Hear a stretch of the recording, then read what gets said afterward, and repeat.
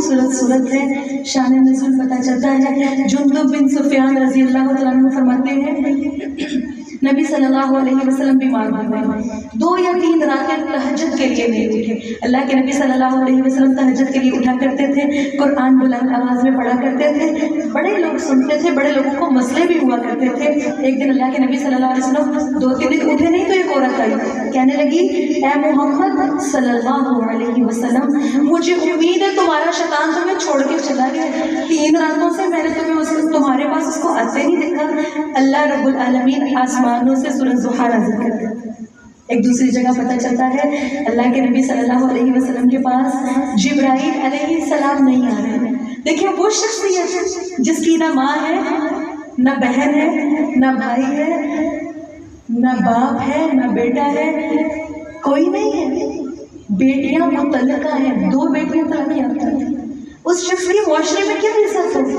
एक जिब्राइल अलैहिस्सलाम आते थे, बड़ा आसरा, बड़ी अल्लाह के नबी को खुशी होती थी। अल्लाह के नबी के पास सल्लल्लाहु अलैहि वसल्लम जिब्राइल अलैहिस्सलाम आना बंद हो गया। 2 दिन गुजरे, 3 दिन गुजरे, अल्लाह के नबी सल्लल्लाहु अलैहि वसल्लम परेशान हो रहे हैं।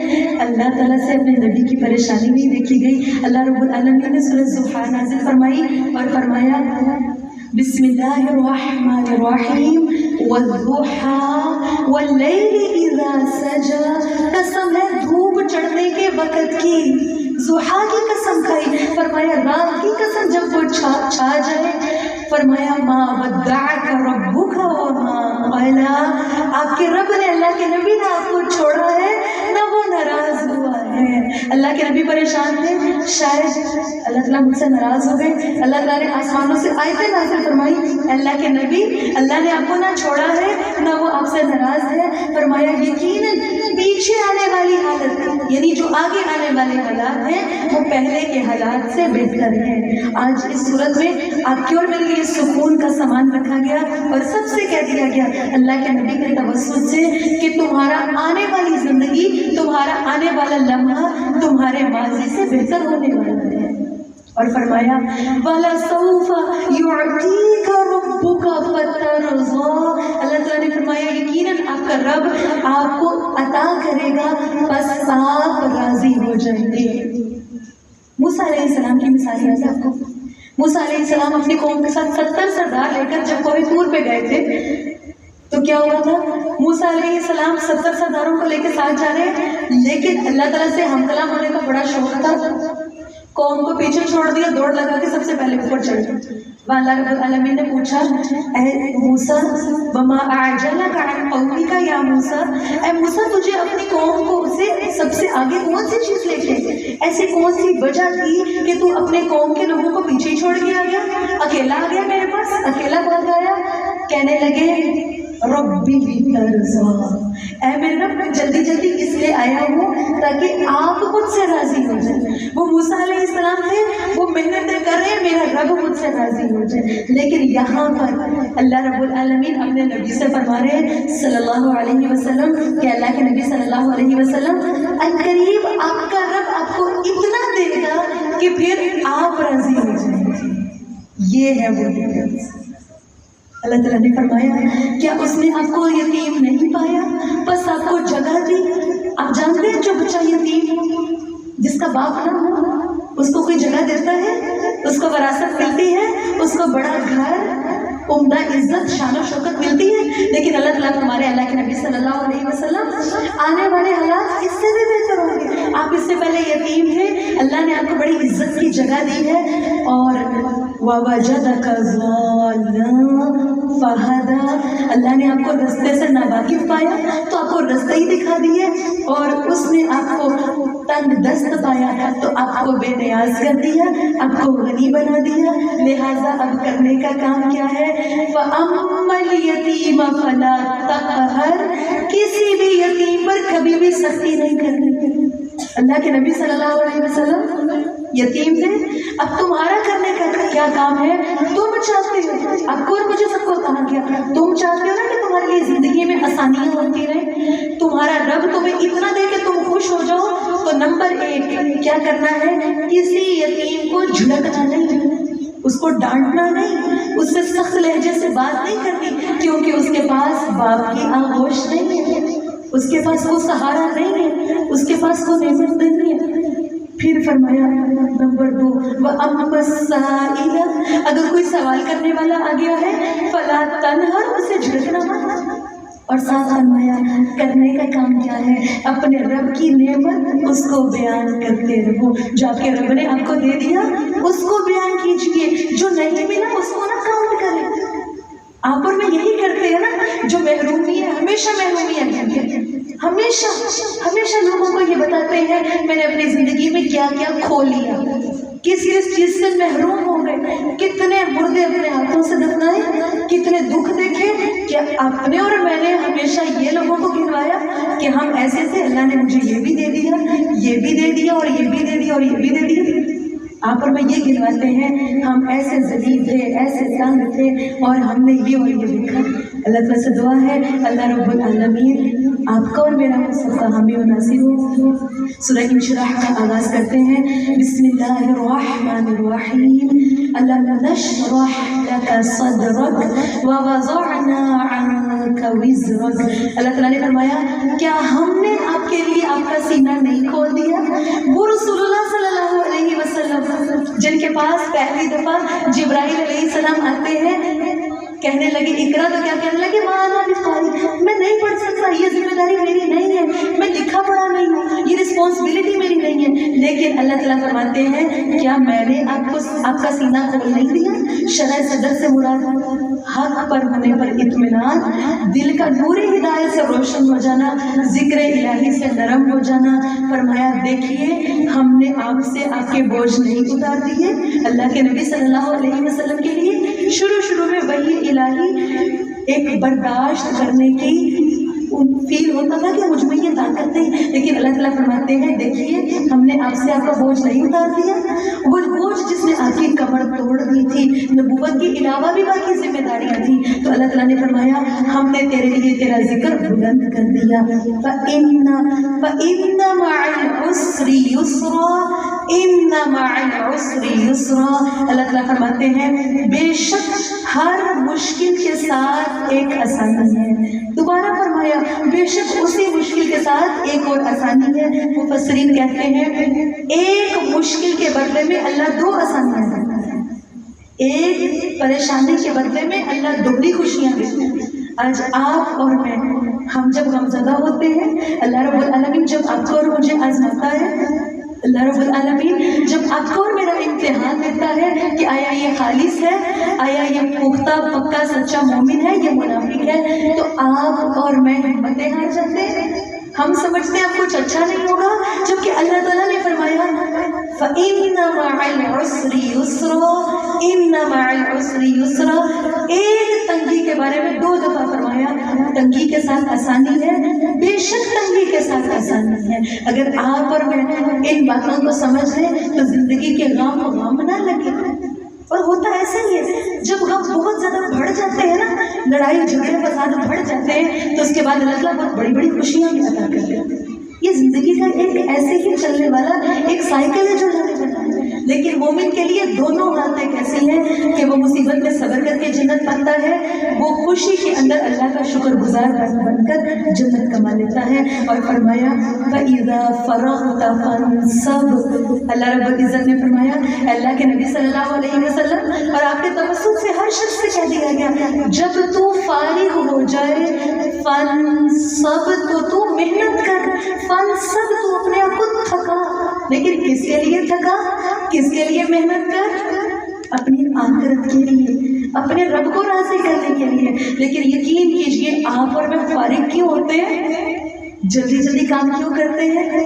اب ہم نے نیند سکرول کرنی ہے، آپ نے اور میں نے موویز دیکھنی ہے، آپ کی اور میرے پاس بہت سے فوش کام ہے کرنے کو، جبکہ اللہ تعالیٰ نے فرمایا ہے جب آپ فارغ ہو جائیں، یہ نعمت ہے فارغ ہونا۔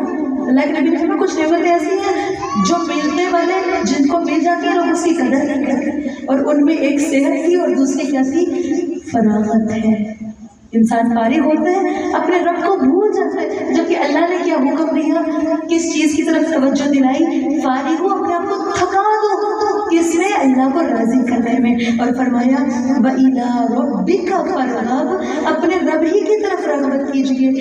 بعض صحابہ کرام نے، بعض مفسرین نے اس آیت کے بارے میں کہا کہ اس کا مطلب یہ ہے جب آپ نماز سے فارغ ہو جائیں تو آپ اینڈ نہیں کریں گے، اس کے بعد بھی اللہ کو کثرت سے یاد کرنا ہے، اس کے بعد بھی اللہ سے اپنا تعلق مضبوط کرنا ہے. اللہ تعالیٰ سے دعا ہے کہ اللہ رب العالمین آپ کو اور مجھے، ہم سب کو اپنے وقت کو قیمتی بنانے والوں میں شامل فرمائے. سورہ یاسین کا آغاز کرتے ہیں. بسم اللہ الرحمن الرحیم. والتین والزیتون وطور سینین وهذا البلد الأمين لقد خلقنا الإنسان في أحسن تقويم. اللہ تعالیٰ فرماتے ہیں قسم ہے انجیل کی، قسم ہے زیتون کی، پھر فرمایا قسم ہے طور سینین کی، قسم ہے امن والے شہر کی. اور وہ کون سا شہر ہے؟ مکہ، جس کے بارے میں ابراہیم علیہ السلام دعا مانگتے تھے رب اجعل ھذا بلدا آمنا، اللہ اس شہر کو امن کا گھر بنا دیجیے. آج جو جاتا ہے وہ ایسا امن اور سکون محسوس کرتا ہے، اسے دنیا کے کسی نکر میں وہ سکون نہیں ملتا. اللہ تعالیٰ سے دعا ہے کہ اللہ رب العالمین آپ کو اور مجھے بار بار اس امن کے گھر کے چکر لگوائے. اللہ تعالیٰ نے فرمایا، قسمیں کھانے کے بعد فرمایا لقد خلقنا الانسان فی احسن تقویم، فرمایا یقیناً ہم نے انسان کو سب سے اچھی بناوٹ میں پیدا کیا ہے. لیکن انسان خود اپنی بناوٹ خود بدلتے ہیں، اور یہ شوق رکھتے ہیں اللہ نے مجھے اچھا پیدا نہیں کیا. آج خواتین اپنے چہروں کو بگاڑتی ہیں، ایک حسن کے نام پر، ایک خوبصورت بننے کے نام پر. اللہ نے فرمایا دیکھو ہم نے تمہیں بڑی احسن تقویم کے ساتھ پیدا کی، بڑی اچھی بناوٹ سے پیدا کی.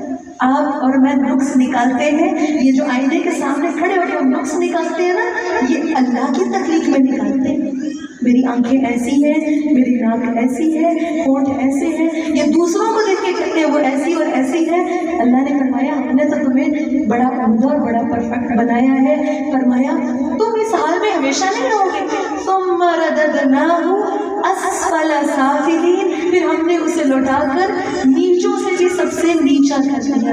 انسان کا حسن، انسان کی صلاحیتیں، انسان کی طاقت قوت عروج پہ جاتی ہے، لیکن یہ ہمیشہ نہیں رہتی. فرمایا ثم رددناہ، ہم اس کو واپس لوٹاتے ہیں. کہاں لوٹاتے ہیں؟ اسفل سافلین، سب سے نیچا، اور نیچوں سے بھی نیچا کر دیتے ہیں. اور فرمایا سوائے وہ لوگ جو ایمان لائے، انہوں نے عمل صالح کیے، تو ان کے لیے ایسا اجر ہے جو کبھی بھی ختم نہیں ہوگا. بس اس کے بعد کون سی چیز تجھے جزا کے بارے میں جھٹلانے پر آمادہ کرتی ہے؟ فرمایا الیس اللہ باحکم الحاکمین، کہ اللہ تعالیٰ سب حاکموں سے بڑھ کر حاکم نہیں. اللہ کے نبی صلی اللہ علیہ وسلم فرماتے ہیں جب تم میں سے کوئی اس صورت یعنی والتین والزیتون پڑھے اور الیس اللہ باحکم الحاکمین پڑھے تو اس کو کہنا چاہیے بھلا کیوں نہیں، میں تو اس پر گواہی دینے والوں میں سے ہوں کہ اللہ سے بڑھ کے کوئی اور بہترین فیصلہ کرنے والا نہیں ہے. اور پھر اللہ کے پاک نام سے سورہ علق کا آغاز کرتے ہیں. بڑی خوبصورت صورت ہے. بسم اللہ الرحمن الرحیم. اقرأ بسم ربک الذی خلق، اپنے رب کے نام کے ساتھ پڑھیے جس نے آپ کو پیدا کیا ہے. اللہ کے نبی صلی اللہ علیہ وسلم غار حرا میں تنہا جا جا کے اللہ کو یاد کیا کرتے تھے. ایک دن جبرائیل علیہ السلام آتے ہیں، آ کر کھڑے ہو کر کہتے ہیں اقرأ. لفظ پہ غور کیجیے گا، کیا کہتے ہیں اقرأ. اللہ کے نبی فرماتے ہیں ماں انا بقاری، میں نہیں پڑھ سکتا، میں کوئی پڑھا لکھا نہیں ہوں، میں ان پڑھ ہوں، میں نہیں پڑھ سکتا. انہوں نے دوبارہ پکڑ کے کہا اقرأ، پھر سے پڑھیے. اللہ کے نبی کا وہی رسپانس ہے ماں انا بقاری. لیکن تیسری دفعہ زور سے جھنجھوڑتے ہیں، ہلاتے ہیں اور کہتے ہیں اقرأ بسم ربک الذی خلق. اکیلا اقرا کہہ رہے تھے، نہیں پڑھ رہے تھے، نہیں پڑھ سکتے تھے، لیکن جیسے ہی کہا گیا پڑھیے اپنے رب کے نام کے ساتھ پڑھیے جس نے آپ کو پیدا کیا ہے، جو پیدا کرنے والا ہے، اس رب کے نام کے ساتھ پڑھیے. اللہ کے نبی کی زبان سے ساتھ ہی کلمات جاری ہو جاتے ہیں. اقرأ بسم ربک الذی خلق. اور پھر وہ ایک لفظ نہیں پڑھ رہے تھے، اب ایک نہیں، اب 5 آیات جاری ہو جاتی ہیں، اب اکٹھی آیات جاری ہوتی ہیں. فرمانے لگے اقرأ بسم ربک الذی خلق خلق الانسان من علق اقرأ وربک الاکرم. فرمایا اپنے رب کے نام کے ساتھ پڑھیے جس نے پیدا کیا، اس نے انسان کو جمے ہوئے خون سے پیدا کیا. پڑھیے آپ کا رب سب سے زیادہ عزت والا ہے جس نے قلم کے ساتھ سکھایا لکھنا. قلم بڑی خوبصورت چیز ہے. آج یہ امت جیسے جیسے قلم سے دور ہو رہی ہے وہ ویسے ویسے ذلت اور رسوائی کے راستے پہ جا رہی ہے. اور پھر اللہ تعالیٰ نے فرمایا علم الانسان ما لم يعلم، اللہ تعالیٰ نے انسان کو وہ کچھ سکھایا جو وہ کبھی بھی نہیں جانتا تھا، ہرگز نہیں. بے شک انسان یقیناً حد سے نکل جاتا ہے اس لیے کہ وہ اپنے آپ کو دیکھتا ہے کہ غنی ہو گیا. یقیناً آپ کے رب ہی کی طرف لوٹ کر جانا ہے. کیا تو نے اس شخص کو دیکھا جو منع کرتا ہے؟ کس کو منع کرتا ہے؟ فرمایا عبدا اذا صلی، اس شخص کو جو نماز پڑھتا ہے. جب وہ نماز پڑھتا ہے کیا آپ نے دیکھا اگر وہ ہدایت پر ہو یا اس نے کبھی تقویٰ کا حکم دیا ہو؟ 5 آیات کے بعد وقفہ آیا اور اس کے بعد یہ آیات بڑی لمبے عرصے کے بعد نازل ہوتی ہیں. ابو جہل ایک ایسا شخص تھا، اللہ کے نبی صلی اللہ علیہ وسلم پر پابندیاں لگایا کرتا تھا اور کہا کرتا تھا اللہ کے نبی کعبہ کے سامنے یا کعبہ کے اندر نماز نہیں پڑھ سکتے. اور یہی وہ شخص تھا جس نے اونٹ کی اوجری لا کے اللہ کے نبی کی گردن پر رکھی تھی، کمر کندھوں میں لگا کر. یہی وہ شخص تھا جو پتھر لے کر آیا تھا. رسول اللہ صلی اللہ علیہ وسلم نماز پڑھ رہے ہیں، کعبہ کے سامنے کھڑے پڑھ رہے ہیں، یہ کافروں کو اپنے باقی ساتھیوں کو چیلنج کر کے ایک بڑا پتھر لے کر آیا ہے. ایک جگہ پتہ چلتا ہے یہ آیا تھا اور یہ کہہ کر آیا تھا یہ اللہ کے نبی جو اپنی پیشانی زمین پہ رکھیں گے نا، جب میں اس پیشانی کو زمین پہ کچل دوں گا پکڑ کے، یہ کہہ کے اٹھ کے آیا تھا. لیکن یہ نبی صلی اللہ علیہ وسلم کے بھی پاس نہیں پہنچا تھا، لیکن یہ سب دیکھتے ہیں کہ یہ ڈر رہا تھا، اس کے رنگ بدل رہے تھے اور یہ خوف سے واپس آیا اور کہنے لگا میں نے اتنا بڑا اونٹ دیکھا جس میں سے آگ نکل رہی تھی اور وہ اپنا بہت بڑا سا منہ کھول کے کھڑا تھا. اگر میں ایک قدم بھی آگے اٹھاتا تو وہ مجھے چبا ڈالتا، اس لیے میں واپس آ گئی. اللہ تعالیٰ نے تو اپنے رسول کی حفاظت کا ذمہ لیا تھا نا. تو اللہ تعالیٰ نے فرمایا دیکھو ایک ایسا شخص ہے جو کہتا ہے کہ نماز نہ پڑھو، اپنے بندے کو نماز سے روکنا ہے. فرمایا کہ آپ نے دیکھا اگر وہ ہدایت پر ہو یا اس نے تقویٰ کا حکم دیا ہو، کیا آپ نے دیکھا اگر اس منع کرنے والے نے جھٹلایا اور منہ موڑا، اور کیا اس نے یہ نہ جانا علم یعلم، کیا وہ یہ نہیں جانتا کہ بے شک اللہ تعالیٰ دیکھ رہا ہے. آج جو لوگ سرکشی کرتے ہیں، مومنوں کو تکلیفیں پہنچاتے ہیں، وہ یہ بھول جاتے ہیں کہ اللہ تعالیٰ ہمیں دیکھ رہے ہیں. فرمایا ہرگز نہیں، یقیناً اگر وہ باز آیا تو ہم یقیناً ضرور اسے پیشانی کے بالوں کے ساتھ گھسیٹیں گے. وہ اللہ کے نبی صلی اللہ علیہ وسلم کے لیے اٹھا تھا کہ میں اللہ کے نبی کا چہرہ رنگ دوں گا. اللہ تعالیٰ نے فرمایا قیامت کا دن ہوگا، ہم اسے پیشانی کے بالوں کے ساتھ گھسیٹیں گے، پیشانی کے ان بالوں کے ساتھ جو جھوٹے اور خطا کار ہیں. فرمایا بس وہ اپنی مجلس کو بلا لے، جس مجلس کو خوش کرنے کے لیے، جس مجلس کے چیلنجز کو وہ پورا کرنے کے لیے اٹھتا تھا اور وہ اس طرح کے کام کرنے کی کوششیں کرتا تھا. فرمایا قیامت کے دن ہوگا اور اسے کہا جائے گا اب تو اپنی مجلسیں بلا لے، ہم عنقریب جہنم کے فرشتوں کو بلا لیں گے. فرمایا ہرگز نہیں، اس کا کہنا مت مان اور سجدہ کر اور بہت ہی قریب ہو جا. اللہ تعالیٰ سے دعا ہے اللہ رب العالمین آپ کو اور مجھے اپنے مقربین متوں میں شامل فرمائے. اللہ کے نبی صلی اللہ علیہ وسلم نے فرمایا بندہ اللہ تعالیٰ کے سب سے زیادہ قریب اس وقت ہوتا ہے جب وہ سجدے میں ہو، تو تم سجدے میں زیادہ دعا کیا کرو.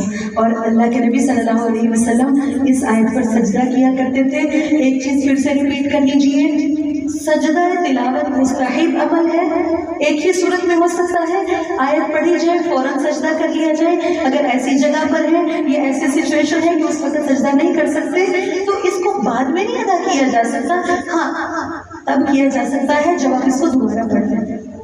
اور پھر اللہ کے نبی صلی اللہ علیہ وسلم کی حدیث سے پتہ چلتا ہے کہ اگر کوئی شخص سجدہ تلاوت کی آیت سن کر سجدہ کرتا ہے تو پھر ابلیس وہاں سے دھاڑے مارتا ہوا بھاگ جاتا ہے اور کہتا ہے ابن آدم کو سجدے کا حکم ہوا، اس نے سجدہ کیا، اس کے لیے جنت ہے، مجھے سجدے کا حکم ہوا تھا، میں نے انکار کیا اور میرے لیے جہنم ہے. اللہ تعالیٰ سے دعا ہے کہ اللہ رب العالمین آپ کو اور مجھے اپنے مقرر بندوں میں شامل فرمائے۔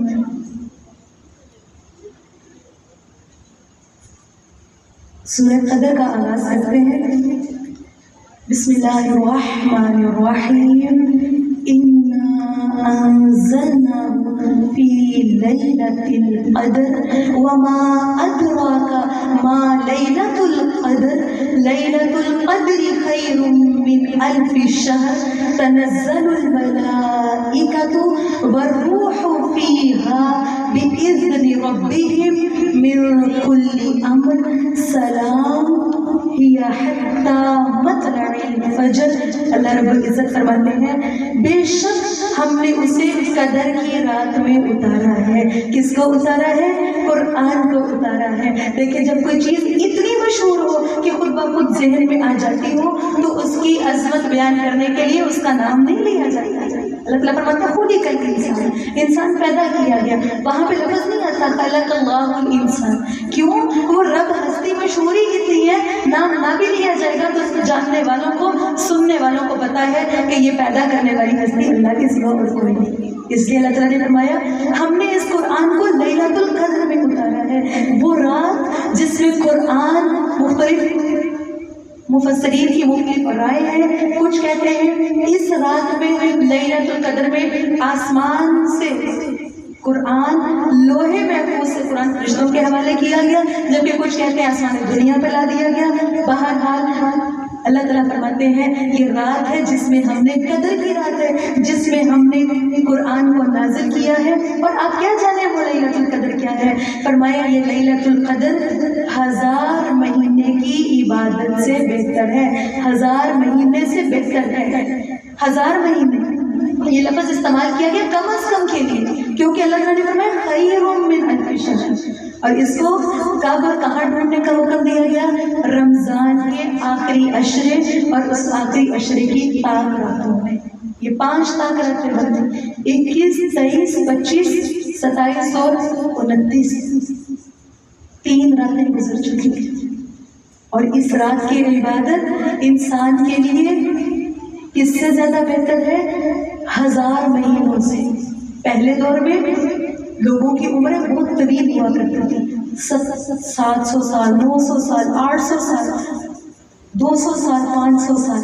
امت محمدیہ کی عمر بڑی کم ہے، لیکن اللہ تعالیٰ نے امت محمدیہ کو تھوڑی زندگی کے اندر، تھوڑی عمر کے اندر زیادہ بدلے، زیادہ ریوارڈ، زیادہ نیکیاں دینے کے لیے اللہ تعالیٰ نے امت کی زندگی کے اندر ایک ایسی رات رکھ دی جو ہر سال آتی ہے، ہر سال، اور اس کا ایگزیکٹ بتایا نہیں گیا تاکہ لوگ محنت کریں، کوشش کریں، کیونکہ وہ رب کوششیں دیکھنے والا ہے، وہ رب کوششوں کی بڑی قدردانی کرنے والا ہے۔ اور پھر حکم دے دیا گیا کہ اس کی تلاش کرو، اور دوسری جگہ اللہ کے نبی صلی اللہ علیہ وسلم نے فرمایا جو لیلۃ القدر کا قیام کرتا ہے ایمان اور احتساب کے ساتھ غفر لہ ما تقدم من ذنبہ، اس کی زندگی بھر کے سارے گناہ معاف کر دیے جاتے ہیں۔ آپ اور میں، اللہ تعالیٰ نے ہمیں موقع دیا ہے، ابھی بھی 2 راتیں باقی ہیں، ابھی بھی موقع ہے، ایسے لوگوں میں شامل ہو جائیں جو رمضان سے نکلتے ہیں وہ ایسے ہوتے ہیں جیسے ایک بچہ ماں کے پیٹ سے ابھی دنیا میں آیا ہے، کیونکہ پاس کوئی گناہ بچا ہی نہیں، سارے ہی بخش رہے ہیں۔ جبکہ دوسری طرف کچھ ایسے لوگ ہیں جن کے بارے میں اللہ کے نبی صلی اللہ علیہ وسلم فرماتے ہیں ہلاکت ہے، تباہی اور بربادی ہے ایسے شخص کے لیے جس کی زندگی میں رمضان آتا ہے لیکن وہ اپنی بخشش نہیں کروا سکتا۔ 2 ہی آپشن ہیں، یا تو ہلاک ہونے والے لوگوں میں شامل ہو جائیں، یا پھر آپ اور میں ایسے لوگوں میں شامل ہو جائیں جن کی زندگی کے سارے گناہ معاف ہو جاتے ہیں۔ اللہ تعالیٰ نے فرمایا اس رات میں فرشتے اور روح اپنے رب کے حکم سے ہر امر کے متعلق فیصلے کر دیتے ہیں اور وہ فیصلے لے کر اترتے ہیں۔ فرمایا وہ رات طلوع فجر تک سلامتی والی ہوتی ہے۔ پھر سے ایک چیز ریپیٹ کرتے ہیں، جب لیلۃ القدر ہوتی ہے اور آپ کی اور میں ہماری میجورٹی یہ کہتی ہے ہم اس رات میں شب قدر ملتی ہے، ایک ٹھنڈک کا احساس ہوتا ہے، ایک خوشبو آتی ہے، ایسے اور ایسے اور ایسے بہت باتیں بتائی جاتی ہیں، ایسے ہو جاتا ہے، ایسے ہو جاتا ہے۔ ایک بات ذہن نشین کر لیجیے، وہ خاصیت قرآن کو جو ملی ہے، دیکھیں قرآن کو آسمان سے کون لے کر آیا کرتا تھا؟ جبرائیل امین علیہ السلام. جب جبرائیل علیہ السلام قرآن کو لے کر آیا کرتے تھے، اللہ کے نبی دنیا سے چلے جاتے ہیں، قرآن کا آنے جانے کا کام ختم ہو گیا، اب جبرائیل علیہ السلام نہیں آتے. ہاں، پورے سال میں جبرائیل علیہ السلام ایک رات چکر لگاتے ہیں. جبرائیل علیہ السلام روح الامین جن کو کہا گیا، وہ آسمان سے تشریف لاتے ہیں، زمین پر آتے ہیں، ایسے لوگوں کے پاس آتے ہیں. کچھ روایات سے پتہ چلتا ہے ایسے مومنوں سے مصافحہ کرتے ہیں، ان کے پاس آتے ہیں، ان کے پاس موجود رہتے ہیں. جو لوگ کہتے ہیں ہمیں شب قدر ملی، وہ اصل میں جبرائیل علیہ السلام ان سے آسمانوں سے ملاقات کے لیے آتے ہیں. اور جبرائیل علیہ السلام آتے کس کے پاس ہے؟ اللہ کے نبی صلی اللہ علیہ وسلم فرماتے ہیں اللہ تعالیٰ جب کسی بندے سے محبت کرتے ہیں، اللہ رب العالمین جبرائیل علیہ السلام کو بلا کر پکار کر فرماتے ہیں اے جبرائیل، میں فلاں بن فلاں سے محبت کرتا ہوں، تم بھی اس سے محبت کرو.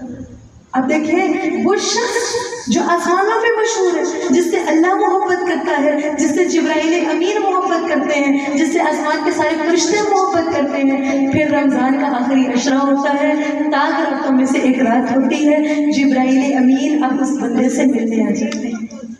اب جب جبرائیل امین ملنے آتے ہیں، اس وقت بندے کی زبان کے جو الفاظ ہوتے ہیں، بندہ جو پکار رہا ہوتا ہے، وہ الفاظ اسپیشلی اللہ کے پاس لے کے جاتے ہیں. حضرت عائشہ نے پوچھا تھا اللہ کے نبی جب جبرائیل امین میرے پاس آئے، یعنی کہنے لگی جب میں لیلۃ القدر پا لوں تو میں کیا کہوں؟ اللہ کے نبی صلی اللہ علیہ وسلم فرمانے لگے تھے اس وقت تم کہنا اللہم انک عفو کریم تحب العفو فاعف عنی. اللہ آپ بڑے درگزر کرنے والے ہیں، آپ بڑی عزت والے ہیں، اے اللہ آپ معاف کرنے کو پسند کرتے ہیں. فاعف عنی، اللہ میری ساری خطائیں، میری غلطیاں، میرے جان بوجھ کے کیے ہوئے گناہ اللہ سب سے درگزر کر دیجیے، سب کو معاف کر دیجیے.